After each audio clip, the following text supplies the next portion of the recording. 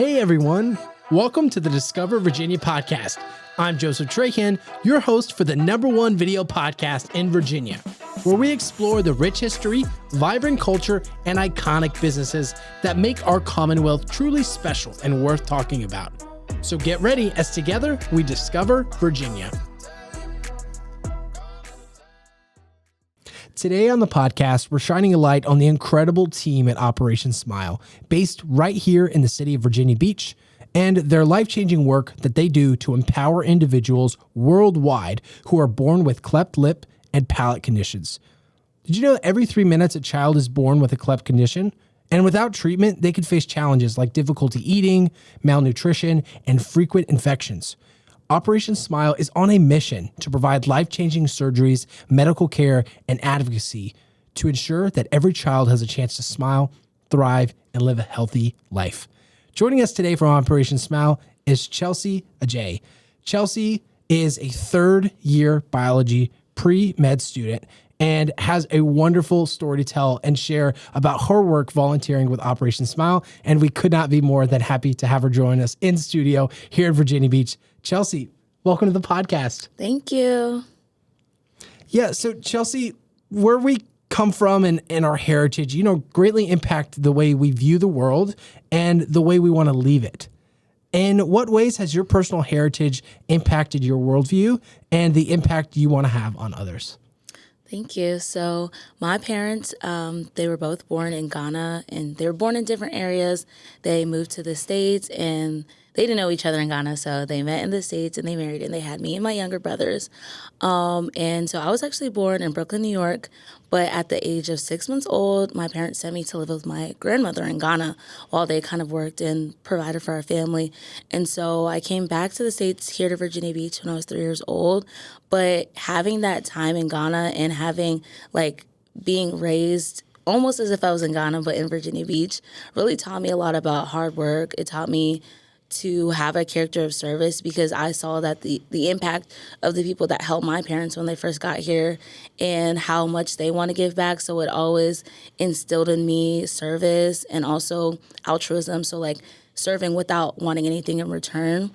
And also I just think the global worldview not only is my cultural heritage from Ghana, but also I've been blessed with the opportunity to be able to travel to different places. And I think it's taught me so much about different people and connecting with people, because I think one of the best ways that you can serve people is if you know them and understand them.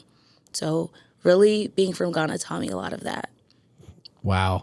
What an incredible part of your story too, to be able to have that opportunity to go back and live in Ghana. Mm-hmm. What was it like, and what was your relationship like with your grandma during that time?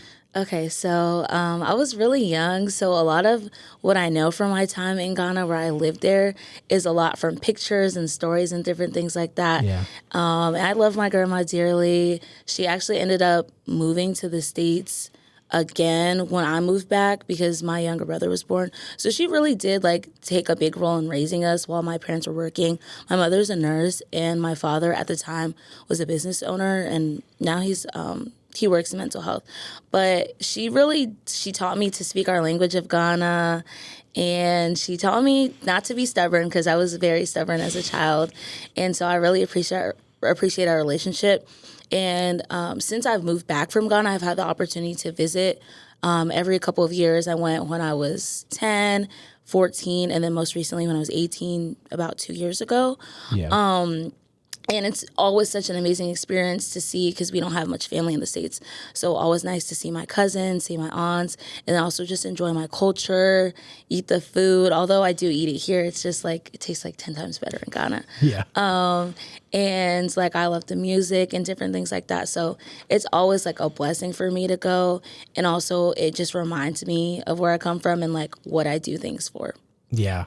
Chelsea, I love your spirit, and I love your take on this really important factor, and that's carrying over our heritage and our stories. And like you said, it was just photos and stories, but that's how we have passed down, lines of information for time on end, and so it's really impactful and really encouraging to hear that. I'm curious, is there a word or phrase that you and your grandma maybe used, or you and your family used in the Ghana language that you could share with us today? There's like a lot of things, but I would say like one of my favorite words in our language from Ghana, which is cheese odo, and it means love. And although it's like, short and simple, it just reminds me of like, family and things like that. And it's really just an endearing term you use like with your friend or your family. Oh, I love that. I odo that. Yeah. So moving forward, leadership is, taking quite a front seat in the way you view the world and the way your family views it as well. But it can kind of be a buzzword and often lead people to think different things, just for how much it's used. For you and your work that you're doing, both studying pre-med here in the area and also volunteering at Operation Smile, what are some of your core beliefs about leadership and what that looks like in your day-to-day life? Okay, thank you for the question. For me, leadership is a service. And I've taken that sentiment or that phrase with me. It actually is something that was taught to me at the Virginia Beach High School Leadership Workshop. And so that's like an annual thing they have in the summer for like all like the people that are involved. Like if you're in class office or an SCA. I went to Ocean Lakes High School, and it was just, a workshop was just always an amazing experience. And one of the core things that they always instilled in us was that leadership is a service. And so I've really taken that with me, because I think that a legacy is not what you do for yourself, but it's what you do for others and what can be left behind. And so I really take that as leadership doesn't always have to be you're the main person in charge. It doesn't always have to be that you're taking delegated tasks, but it's about understanding and working for a cause, as well as making sure that things are efficient. Yeah, service is really important as well. And I think we had one of our last guests, we were talking a little bit more about leadership, and it seems like leadership for a lot of times was a position or title people were assigned to. And now as we've seen leadership evolve, it's more of a culture, or it's a spirit that people have when they present the work that they're doing. Almost so service, a calling. Yeah, a calling in a lot of ways, for sure. Yeah, and I'm so interested too, because you've participated in numerous initiatives, including as a student volunteer, which most people hear the word volunteer and they think all these negative things, right? It's because it's a service, right? And oftentimes unpaid. And then you also have done surgical programs in Lima and Peru. I'd love to dive into that. What was that experience like, traveling abroad for those projects? So yeah, in October I went to Lima, the capital of Peru, and it was such an amazing experience, because all these years that I volunteered for Operation Smile, a lot of the things we were doing was educating people about cleft lip and cleft palate conditions, as well as just raising funds for these surgeries, collecting materials. And so being able to see that in action was eye-opening, and it was so amazing to meet the global team. There were people from Paraguay, from Peru, Canada, the Philippines, Australia. So it was just a marriage of different cultures and people all coming for a cause to provide surgeries to these children. And the families I met were so amazing. There were so many like cute little kids that I made friends with. And I also really, like, as a pre-med student, I really enjoyed observing the actual surgeries themselves, because I'm very passionate about medicine and it fascinates me ever since I was probably about like 13 years old. And so also just seeing the collaboration, like there were surgeons from the United States, there were surgeons from South America, and sometimes even if there was a language barrier, they still were able to work together and apply their techniques and apply their education to make sure not only that the surgery was successful, but that it was efficient, because there were so many people that came that needed surgeries and only so much time to operate, and they knocked them out like very quickly, very efficiently, and everyone was so happy with the results. There was a mother that literally saw her son and started crying, and that really touched me, and that reminded me like why I do this, or like why it's important to keep advocating and to keep spreading awareness about Operation Smile. Yeah. What a powerful moment I'm sure that was, seeing that response of you've come all this way, and I know you mentioned this as well, but I'd love to dive deeper. Why do you have a limited amount of time? And can you talk about some of the behind the scenes things that are happening with Operation Smile, because they and the way the organization operates? Yes. Okay. So as far as the surgical program, they vary in length depending on the location, but mine was a 10-day program. So we start with we kind of took over in a sense of a local hospital. So we brought our devices and everything we might need for the surgeries. And the local team from the surgery was really, from the hospital, the nurses and everything, they were very responsive, and it was really good collaboration. So the first day is kind of setting that up, meeting with the volunteers, meeting with the physicians, the nurses, all the different teams, and assigning responsibilities and roles, and understanding here's what the plan is. And then the next day is screening day. So people come from all over.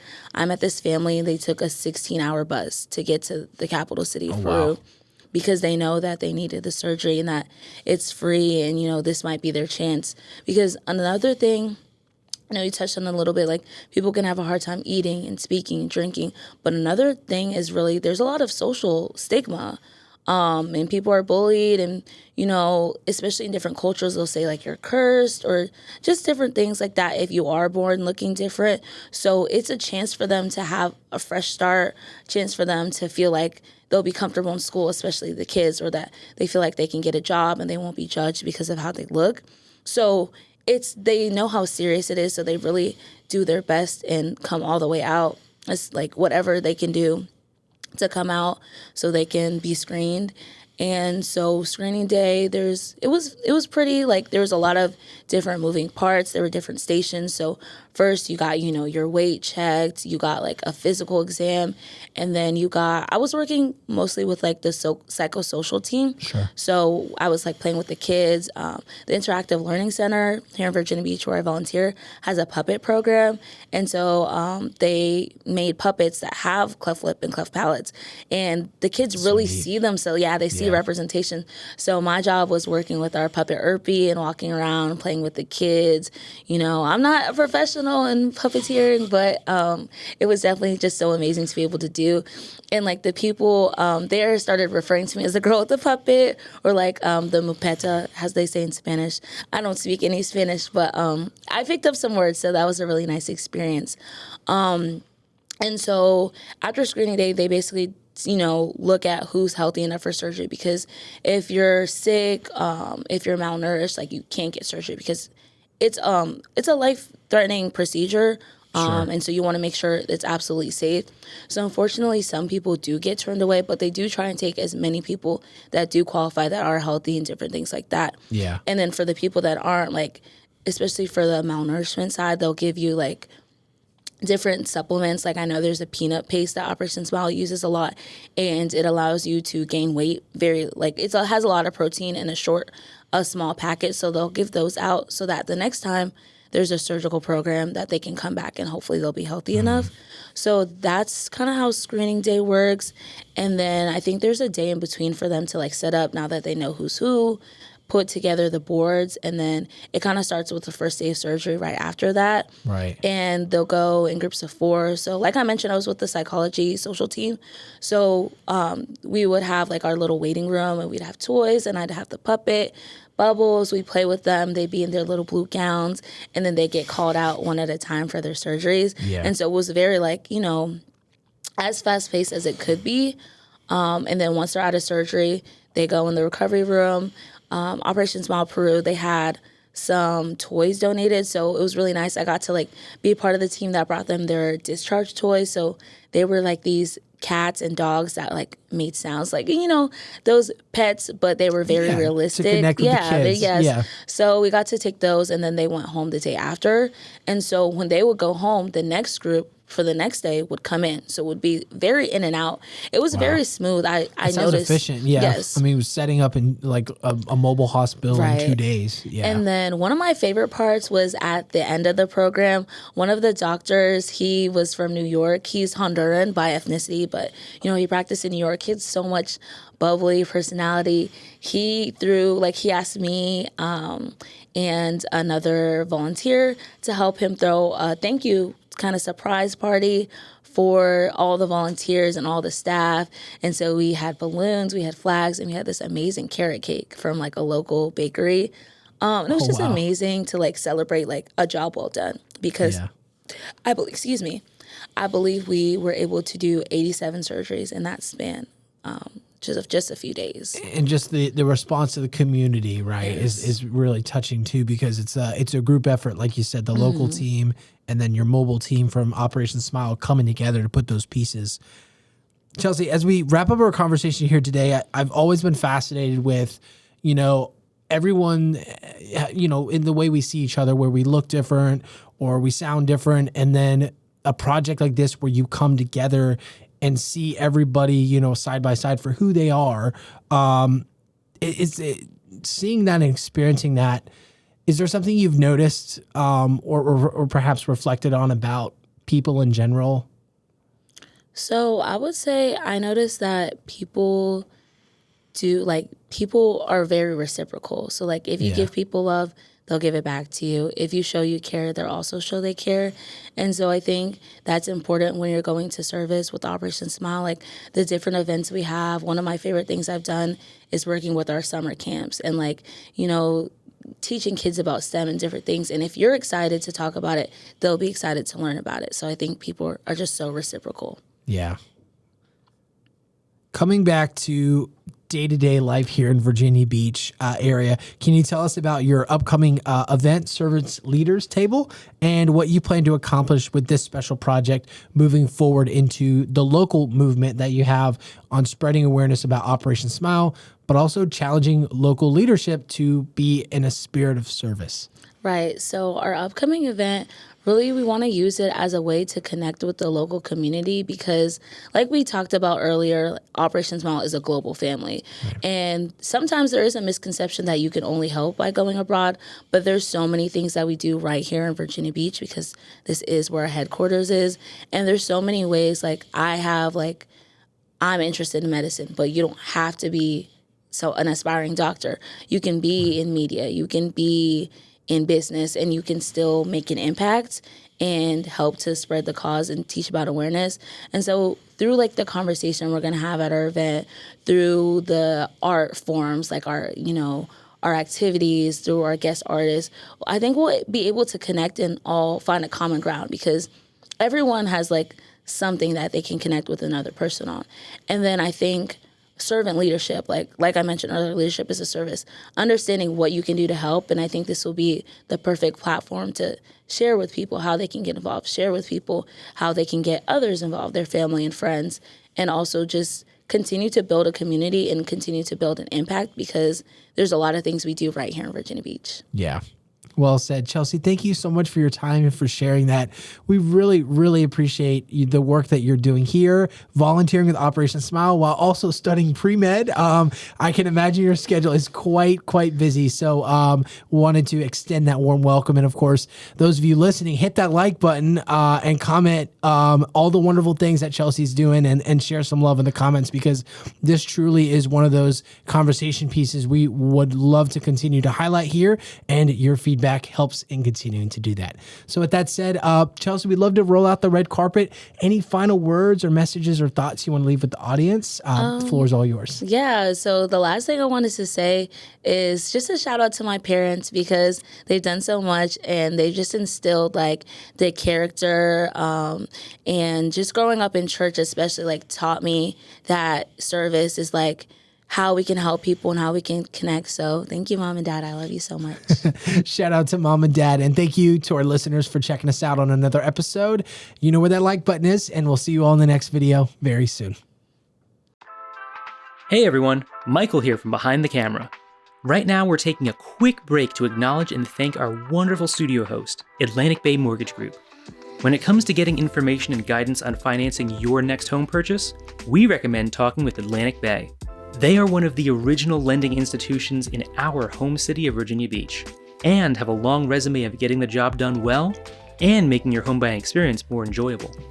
So, if you're looking to experience Virginia full-time, consider checking them out today at www.atlanticbay.com. Disclosure: loan programs may change at any time with or without notice. Information deemed reliable but not guaranteed. All loans subject to income verification, credit approval, and property appraisal. Not a commitment to lend.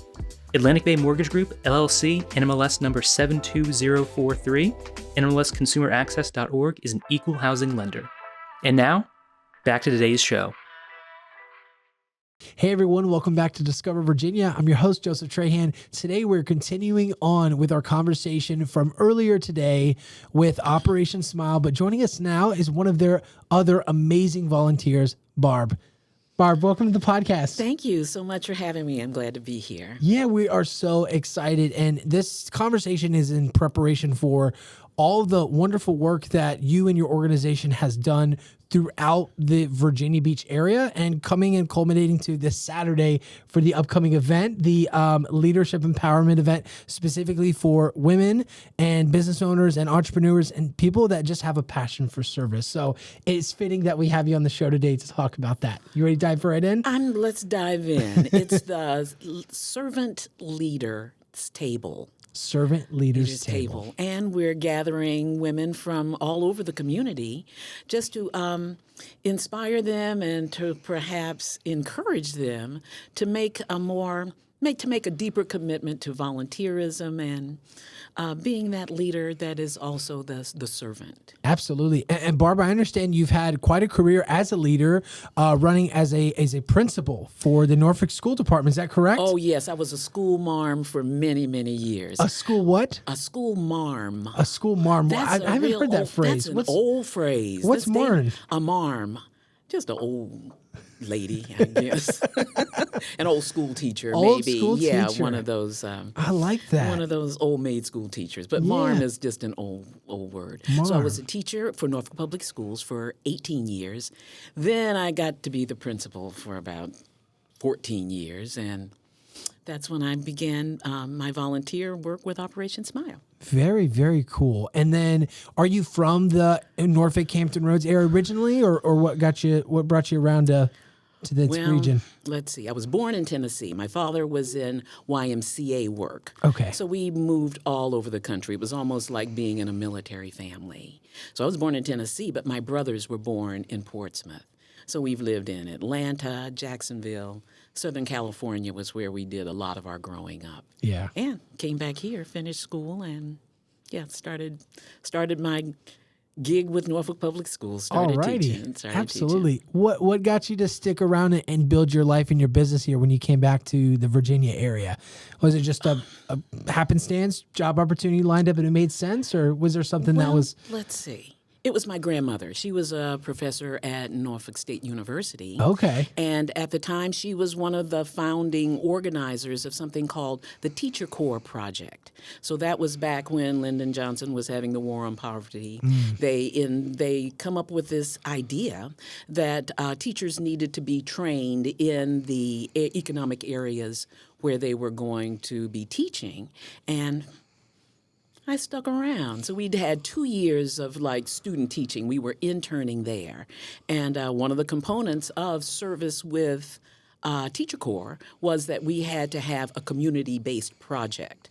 And so that got me through those 2 years. And Norfolk Public Schools took most of the interns, and we were hired before we even graduated. Wow. So I stayed after that. So I had the last 2 years of college was at Norfolk State University as a part of the Teacher Corps program. And they snapped us up right afterwards. So I taught for about 18 years, and then I got the invitation to do a little more. What class did you teach? I was certified pre-K through 8th grade. Okay. So that was a K-8 certification.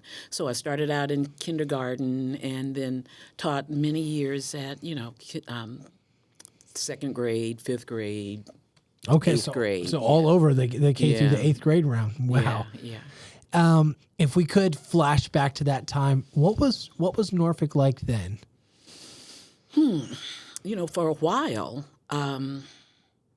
we were still interning, there were some integration kinds of issues going on. And for some time, there were school closures while they were trying to get everything figured out. But those years have just been evolving and kind of going along with the flow. So education has changed a great deal Sure. over the years, but it was a blessing. Yeah, I learned and did a lot, and that was my calling, I guess. I was always meant to be a teacher somehow. What was the biggest thing you learned being a teacher? Oh, my goodness. You know, you just meet the kids where they are. They need so much. They need so very much. And you're not just a teacher to them. You're your mother, you're your mom. You're their social worker. You are, you know, get everything you need. It's really about creating the conditions for them to be successful. And you do what you have to do. And yeah, that was one of my biggest ones. Yeah, it's about being a servant, actually, and teaching for learning for all. Meet them where they are, teach them the way that they best receive learning. So not everybody is with the same modality. You just kind of have to individualize, but take care of the big group, but know what each child needs and kind of aim for that. Sure. And then transitioning from teaching the students to also working as a principal, I can imagine that took on a few more responsibilities and roles, especially for not only managing children now, but also the faculty and staff. What was that journey like for you and your leadership journey? It was a bit of a shock. And it wasn't until I got to be principal that I realized what a happy assistant principal I was. Oh, my goodness. And I had a girlfriend, Grace, and Grace never wanted to be anything but assistant principal. She was that support role, and oh, my goodness, I was happy doing that. And then you get to be principal and realize, wait a minute, I wish I had myself as an assistant principal when I got to be into that position. So I was a very happy assistant principal. But once I got to be principal, my hair turned gray, and I just kept going at it. Oh, my goodness. Well, Barb, we appreciate the work that you do, and we appreciate all the work that teachers and principals do, because like you said, it's not only a teacher role, but you're a parent, you're a social worker, you're really the cheerleader to meet the kids at where they are. As you transitioned out of the school system, I'm curious, was that just due to, hey, this is another opportunity, another calling, or had it just really been like, hey, I'm going to go ahead and retire and start my next adventure? What prompted you to exit the school system? It was Operation Smile. Yeah. So I was working beyond my retirement years, and I had a little note under my desk blotter, and it says, you are here because you want to be, not because you have to be. And I got an opportunity to go on my first mission with Operation Smile, and that was to the Philippines. And to be away from school, you had to contact your governance director and fill out the little form. And I had never taken a vacation. I had over 200 days of sick leave. I didn't get sick. I didn't racked take 200 any vacation. days? Oh, my goodness. I had that much. You were busy, Barb. Oh, my goodness. And then I got the opportunity to go. Yeah. And when I filled out my paperwork, my governance person wasn't really kind of feeling it. And so I thought, this is important. I can be gone 10 days. Somebody can take care of this. And so I just kind of went to the superintendent and asked if he might take a look at that, and he approved it immediately. Sure. And so I got a sub for the school, and I was hooked after that. And I knew with other missions that were going to come up, I could retire. I was there because I wanted to be, not because I had to be. And, well, why not just let it go? Because I'm going to go with Operation Smile for a while. Yeah. And that's what I did. That's what I did. So amazing that you had that opportunity to choose to be somewhere else, especially going to the Philippines. I know growing up, you had mentioned you guys traveled a lot in the U.S. Had you visited outside the U.S. prior to going to the Philippines with Operation Smile? Yeah, a couple of just, trips on my own. Sure. Gotcha. I was always getting packed up and going somewhere. Yeah. So I always had a passport. So I'd take myself just to go to London, or whenever my brothers were working. I had a brother in YMCA work, and he was working in Liberia. And so I knew that was my opportunity. I'm going to Africa. And then when my brother was in the military, he was in Germany. Wait a minute, I'm going to Germany. I can speak a little German. Yeah, there you go. So, I would hop around. I did a lot of just traveling on my own. And, so once the opportunity for Operation Smile came up, I was hooked. Absolutely.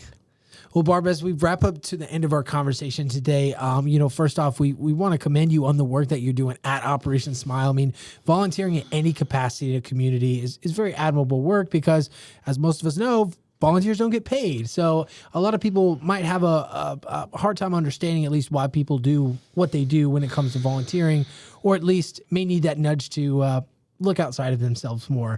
So for those that are exploring the volunteering world, or maybe be trying to look at what volunteering opportunity they should explore next, would you mind giving just a quick rundown of what it is like to volunteer with Operation Smile? I had a very special volunteering opportunity, and it was one that aligned with my skill set, being a teacher and an administrator, and it also aligned with my core principles of service. And Operation Smile, that's what it's about: compassion, healing. And my job with them, my volunteer job, was that of student sponsor. And so as a teacher, I went on many field trips with students. And as student sponsor, I was the mission mother taking 2 high school students along to wherever a mission was being organized and held. So I ran out of pages in my passport messing with Operation Smile. And it was just the thrill of a lifetime to take these young people who were just so, they were humanitarians, and they were only 16 and 17 years old. Right. But they were willing to go through mission training. Their parents trusted me with them and trusted us to go along on the mission. And for 10 days, we were in other countries. I've been to nearly every continent except Australia. Wow. And it was just a thrill of a lifetime. And we worked. The students on the mission were health educators. And so I was just their mission mom, but we were taking care of each other. My job was to make sure they did a good job doing their job. And it was a very important one. They spent 4 days learning healthcare modules, basic healthcare, hand washing, toothbrushing, nutrition, fire prevention, what to do if you get burned, stop, drop, and roll, how to take care of.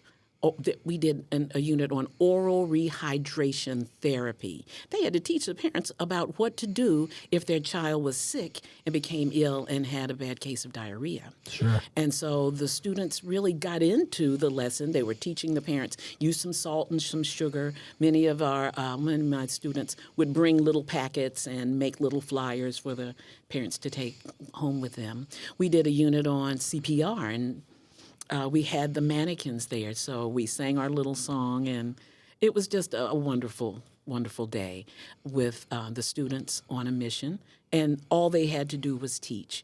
But they bonded with the young patients that were there, and you saw so much growth and development in them.